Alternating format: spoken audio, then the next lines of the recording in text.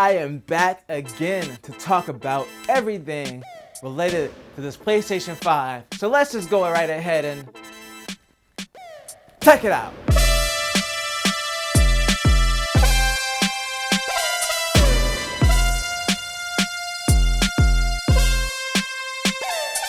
Welcome back. I am still here. It is still Saturday and it is still sensational. And I'm here to talk about what went down on Thursday with PlayStation, my thoughts, my impressions on what we saw. If you saw it, if you didn't, I'm just going to go over some of my favorite stuff. So now, I've been complaining for months. I'm like, when are we going to see the box? Because Microsoft already showed us the front, back, side to side, all in the ride. And PlayStation hadn't showed us anything from the console. So here we are. We finally got to see the whole thing. I theorized it's going to look like a spaceship. It does. I mean, you can say that it doesn't. It looks just like an alien spaceship. I literally got abducted as soon as I saw it. I was like, oh, that looks cool. I was like, that looks cool. And I was just gone. Like, I was gone up in space. Like, I saw all the PlayStation 5 games. I saw the world explode, the sun explode. Like, I saw all this stuff happen. And then they sent me back to Earth. And they're like, now you have to live with this for the rest of your life. That's literally what happened when I saw the PlayStation 5. I got abducted. If you don't believe me, that's fine. But that's just my experience. That's what happened to me in my personal life. So, it is what it is. But the first and most exciting thing that happened during that PlayStation event, which was over an hour long, by the way. It was long, but I watched the whole thing. It was actually really good. Guess what's coming, y'all? GTA 5 coming to PS5. Woo! This game came out on the PS3 and Xbox 360. They ported it over to the PS4 and the Xbox One. Now it's being ported over to the PS5. This is the third generation that this game has moved to. It was also ported over to PC as well after its initial release on console. So, God, this thing is a beast. I mean, I love that game though. Don't get me wrong. And GTA Online is really popular. And apparently you're going to get GTA Online for free when it launches on the PlayStation 5 in 2021, as long as you're a PlayStation Plus member. So I'm not really into the online scene. I just like playing the story. But if you are into that, then at least you'll get it for free. They actually have been giving that game away quite a bit for free. It was free on Xbox recently. It was free on the Epic Store recently on PC. I went ahead and got me a copy because our PC copy was registered to Jeff's name, so it was a pain to play it. I had to sign into his account. Now I can just play it on my account, so maybe I can finally finish the story instead of having to restart every time one of our computers get reformatted. But that's a whole different issue. I'm just happy that it's moving forward, and then hopefully we get a GTA 6 because it's been like 7 years since this game came out, and we a little bit thirsty for a new single player adventure, right? Y'all just playing never mind. They just playing the online. They don't really care. And then after that, they showed a brief cinematic trailer for the new Spider-Man. It looks very similar to the first Spider-Man game, except it's gonna be centered around Miles Morales as Spider-Man. So it'll be a different take on it. I'm definitely interested in seeing more gameplay-wise because they just showed the cinematic stuff, which looks really good. It looked really good in the first game, but it didn't really give me an idea of how much better this might look or run on this system. So I really want to see more from it before I have an opinion. But like I said, I'm interested. The first Spider-Man game on PS4 was pretty fun. Not the first Spider-Man game because there's been thousands, millions. But you know the game. You know the one I'm talking. Don't stop playing. Stop playing. Now, when they moved over to Gran Turismo, that was when we got the first idea of the graphical quality change. And it was looking really good. There was a lot of really fine details. Like you could see inside of the car, it just looked like, wow, they really put a lot of work into this. And when they were showing the inside of the car by itself at first, I was like, okay, that's cool, but realistically, how is this going to translate to when you're driving? Then they showed the cockpit view and you could see the Puma on the glove, and I was like, oh man, they got that advertisement in there really slick. They got a full advertisement. Like, people are gonna be selling glove advertisements now. They're like, okay, you only want to pay us $500 million. You can get on one of the. You can be on the left glove. That's the advertising you get. $500 million. You want both gloves? $1 billion. All right. These fine details in here, $1 trillion each. Gonna be on the steering column, $1 trillion. But yeah, it was very detailed, and the shadows looked really good coming through the window of the car. I was really impressed by the whole thing. I mean, it's a racing game, and most racing games look really good anyway, but there was just a next level of detail where you could really tell, wow, they're really taking advantage of the extra horsepower that the PS5 has So I'm excited to see more. I mean, I probably won't buy Gran Turismo because it's just not my style of racing game. I personally like Forza, and mainly Forza Horizon, and then Burnout Paradise is like my jam, but you know, they refuse to make another one, so I'm just stuck with Paradise, and it's old, but I still love it. So not my cup of tea, so I won't buy it, you know, if I get a PlayStation 5, but it did look really cool from what they showed. But you know what blew that out of the water in my opinion, maybe not as far as the quality of the graphics, but all the stuff that they were doing on screen, and that was Ratchet and Clank Rift Apart. Like, speaking of Rift Apart, when people was getting ripped apart, like in there, like they were shooting people and all these particles were just flying all over the place, bunch of people on screen, I was really impressed by how those graphics look. I was like, and it's not, like I said, it's not the quality of the graphics, they were good, but there's just so much going on the screen, so many particle effects, so many, like, everything was just going bananas, and it was at a smooth frame rate. They said this was captured on the PS5. I would always say with stuff like this, you know, keep your expectations in check. The frame rate looks super smooth, but you know, who knows what resolution they were running at. And well, we know the video was 1080p 30 because Sony came out and said it before the conference, because they said, you know, it's gonna look a lot better in person when you get it home on your 4K TV.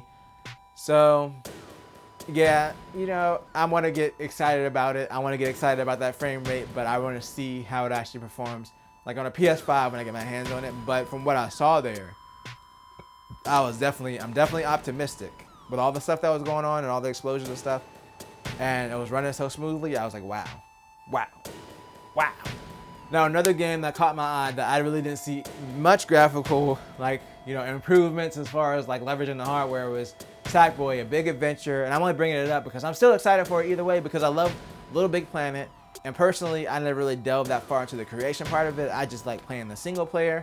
So if they're gonna just do like the single player and that's it, like one big game, that's cool with me. Like, I'll buy that and gladly play it. I love the platforming of Little Big Planet. Yeah, it feels weird because it's really floaty and whatever. I loved it. I really loved Little Big Planet. It's one of my favorite platformers. So I'm just excited for it. I didn't see anything like where I was like, oh wow, this looks like they couldn't have done it on PS4, because honestly it does look like they could have done it on PS4. But obviously if they're going to release a new console, they're going to put it on the new console. Probably was being developed as a PS4 game and they ported it over. I don't care. I want to play it. Another standout was Hitman 3, which reminds me I need to play Hitman 1 and 2. But yeah, the level of detail in there, the Hitman always looked really good anyway, but you could tell like the reflections were a lot better. There wasn't much gameplay, so I would have to see a little bit more gameplay to really see like the bigger difference. But from the little parts that I showed that you could tell were actually in game, it did look a lot better. It was like a few seconds you could see like a little smidgen of hope was in there. I'm excited to see what they do with Hitman. NBA 2K21, why were they so moist? What was the reason for all that moisture? Okay, like you dribbling during practice. What were you doing prior to that where we justify this much moisture? Okay, I get it. You wanted to show off that people can sweat better. They sweat better. Okay, tone it down a little bit. Take the slider from 11 back down to 5. Let's have a reasonable amount of sweat. We don't have to go all out just because you can do it. Doesn't mean that you should. They went all out with the sweat. I mean, yeah, I suppose it looked really good. You know, the sports games usually do, but they only showed 10 seconds of it. Like he just got out of a river. And I'm like, what is going on here? What is going on? So unnecessary amounts of sweat. Yes, the sweat looked good. I'll give you that. It was unnecessary. I almost drowned watching the clip. A couple more games that stood out to me. Deathloop looks really cool. It wasn't like a graphical showcase or anything like that, but it looked like it had a lot of attitude and style, and it's a shooter. It looked like a really fun shooter. And that's what I'm into. Those are my favorite types of games. They're just shooters, like especially ones that are just dumb fun. So I'm really looking forward to trying it and seeing more from it. A lot of people are going to be excited about Resident Evil 8. For me, I'm like, I've tried Resident Evil, so I don't know enough of the story to get excited about it. And I feel like there was a lot of nods probably to other things that already happened in previous games that I don't know about. But I mean, it looks good. Resident Evil 7 looked really good too. So I'm sure that game is going to be pushing the hardware to its limits. Probably not to its limits, but they're going to push the hardware because they did with Resident Evil 7 when that came out. So it's Resident Evil. It looks good. I might try to play through 7 in VR and finish it and maybe play 8. I don't even know if 7 is going to lead directly into 8. I don't know what the whole story is with Resident Evil. I'm just going to be honest. I've missed too much. Too far gone. Can't be saved at this point. And of course, the final thing they showed game-wise was Horizon Forbidden West. Now, Horizon Zero Dawn looked amazing on the PS4, so like, what do we expect on the PS5? Of course, it's going to look amazing. It's a Horizon game, so Yeah, there wasn't much. There was a lot of cinematic stuff in there, but there was like a few snippets of gameplay, and you could see like just from the parts that they showed that were in game that it's gonna be crazy. Like the details are gonna be off the charts. Horizon was one of those games where like the cinematics were pretty much looked just like the gameplay, obviously except for the movement part, because there's some movements that you just can't do in gameplay without being scripted. But as far as the graphics, so yeah, it's gonna be crazy. I need to beat Horizon Zero Dawn. It's another thing on a long list of things that I have to do. But overall, I think game-wise versus what Microsoft showed a couple months ago with their games, Sony's presentation here was a lot better. You know, I was kind of joking on Sony for a bit for not releasing as much information, but when they came out, when they came ready, they really had a great showcase here, and it showcased their strength over Microsoft, which is their first-party titles. Like, they have enough first-party titles to support a decent launch. Whereas Microsoft, yeah, they have Halo Infinite, but last generation, or this current generation, sorry, I'm already referring to it as the last generation, they just didn't have a lot of strong first-party exclusives, and Sony really built up their first-party exclusives, so they're already going to come out the gate hard. I think that their initial lineup is looking way better than Microsoft's. Like I said, we'll start to see pricing. As far as the way the system looks, everyone's been making jokes. I've been making jokes. I made a joke at the beginning of the show. I've been saying it looks like a spaceship, but I actually think that it's really cool. Like, I'm so glad that they did something different and unique, and like, this is exactly what I wanted. 3 unique looking consoles. I mentioned this a few weeks ago. I was like, I hope Sony really does something that's different and we'll just have 3 distinct consoles. I felt like, you know, obviously the Xbox One and the PS4 look different, but not that much different. They're both just kind of big, boring, and rectangular just generation. Neither of them took many risks. And now to see Sony just come out with this off-the-wall design, like, I really feel like this is the most creative that Sony's been since the PS3.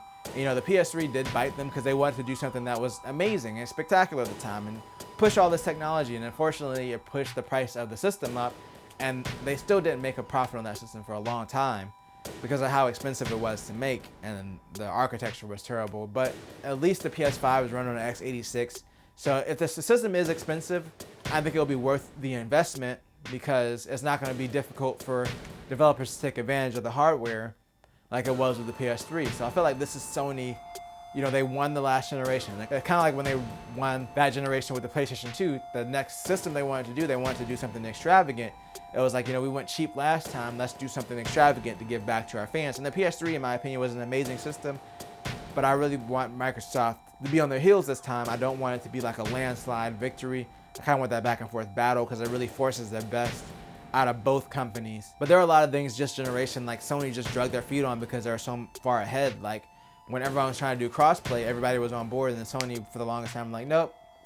And then finally they gave in when enough people got mad. But it's like, you know, when you're in that much of a lead, you kind of have room to, you know, sit on your heels and be like, no, I'm not going to do anything. Like, I'm going to do what I want to do, and I don't have to make customer-friendly decisions all the time or try to push anything forward. I think Sony probably is nervous about Microsoft making a comeback. They've been so careful in releasing the information, and they've been watching what Microsoft's doing to try to make sure that they're not, like, they don't screw up and end up left in the dust. And that's why all these rumors about pricing are going around. Like, they're waiting for Microsoft to announce their price because they don't want to put themselves in the PlayStation 3 position where they're like $100 more expensive, and then it's going to be like, okay, well, I'm going to buy an Xbox because it's way cheaper. So I think Sony is playing it smart this time. Like I said, I'm all for competition. In my opinion, so far, both systems look good. As far as launch lineup, PlayStation looks a little bit better right now. We'll have to see how everything shakes out in the next couple months. But I'm done talking about the PlayStation 5 today. If you enjoyed this video, make sure to tell a friend, tell a coworker, like, share, and subscribe, and always do at least 2 things at the same time. Peace.